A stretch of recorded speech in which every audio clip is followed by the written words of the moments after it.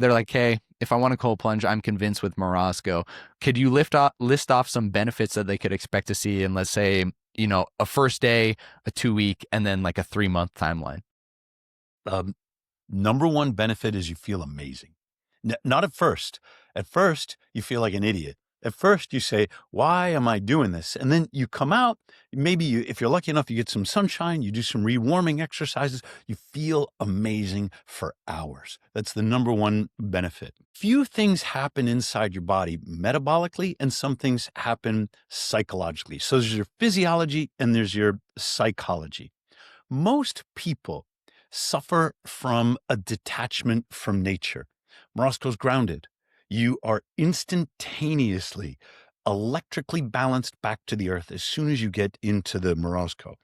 Now, when you're in your car or on your synthetic carpet or with your synthetic shoes, you wind up disconnected from ground. This changes the viscosity of your blood and it slows the blood flow down. So you get an immediate grounding benefit from the Morosco.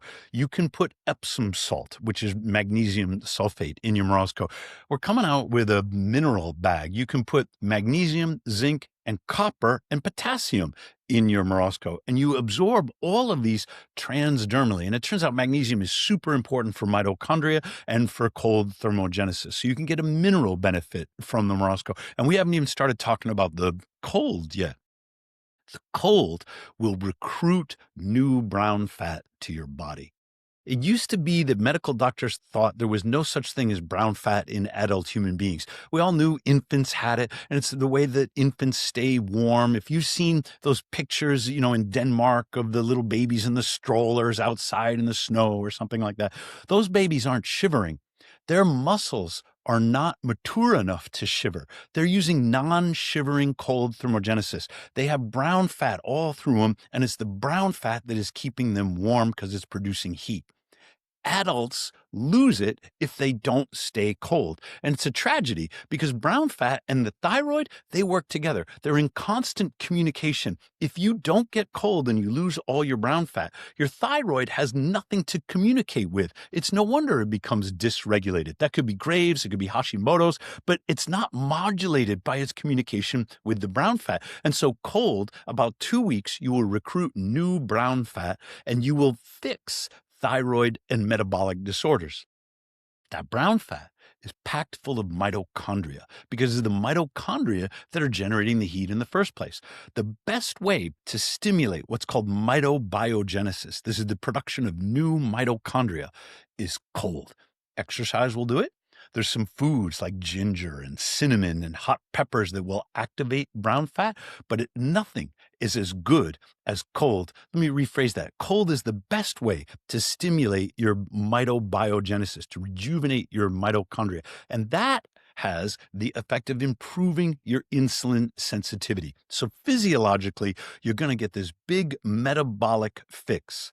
If you are a woman, your testosterone is produced in 4 places in your body: the ovaries, but that's only about 25% of total testosterone. And the ovaries are nowhere near as active post menopause, but the ovaries are one: the skin cells, the fat cells, and the adrenal glands. The best way to stimulate your skin cells, fat cells, and adrenal glands is an ice bath.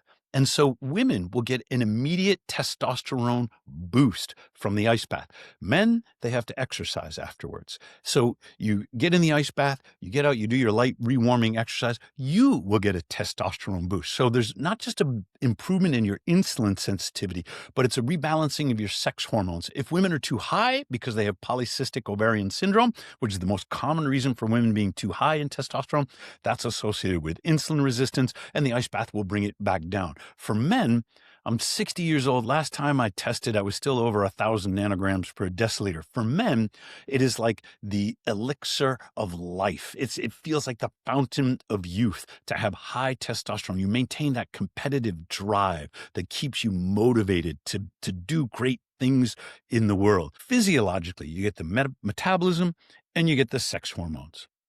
Psychologically, there is something about the cold that improves psychological resilience, that boosts your resistance or your management of when you are doing this pendulation between the sympathetic, the gas reflex, and the parasympathetic, you might find that you are better able to deal with all the other sympathetic activations in your life. But in particular, shivering is a way to release stress. And this is all mammals that I've noticed so far. I'm getting this from Peter Levine. He talks about somatic healing, and he's written quite a bit. Not shivering in the cold, he calls it trembling. When people are carrying unresolved stressful experiences, we call that trauma. And he's observed among his patients that when they go through the somatic, that is the embodied experience of the trembling, they will release that captured stress. There have been times when I'm at a low point. I'm anxious. I'm worried. I just had a fight with somebody whom I love, and I'm concerned about how I behaved or how they're going to behave towards me. And I will get into that ice bath, and it'll take like 10 seconds, and I will start shivering. It's not because of the cold. It's because of the stress that has yet to be released. Right before you and I got on the podcast, this is the intensity of post-operative shivering is unrelated to axillary temperature. So this is 1994. Sometimes when patients come out of the operating room, they have been restrained, they have undergone this traumatic experience, and they will do something called post-operative shivering. The medical doctors used to think, oh, the operating room is too cold. These people are cooling off and the shivering is to warm up. That's not it at all. What's going on, especially brain surgery, especially children, sometimes after dental surgery, they will undergo this post-operative shivering. It's not the cold. It's the trauma being released from their body in exactly the way that Peter Levine says. So physiologically, you can fix your metabolism, you can fix your sex steroid levels, you can fix your thyroid. Psychologically, you change the way, you change your relationship to stress when you practice a regular ice bath. You can remedy those events that are out of your control and have left you in sort of a traumatized state can be released into the cold water when you allow the shivering to come. Brigham Bueller and Joe Rogan had a conversation about this. They're both Morosco customers. This is, I don't know, maybe a year ago. And they were talking about how it ain't easy running, ways to well. This is Brigham's new Hmm. wellness. I call it new. He's been at this for years, but now he's growing like crazy. It ain't easy taking on the FDA. It ain't easy, hearing people at the CDC call you a fringe epidemiologist, which is what Anthony Fauci said about Jay Bhattacharya. It ain't easy living out on that entrepreneurial edge. And I don't care if you're an MMA fighter or an entrepreneur or a first responder or you jump out of planes for a living. There is a constant series of stressful events, and the ice bath helps you manage that stress by releasing it into that cold water. So these are the benefits.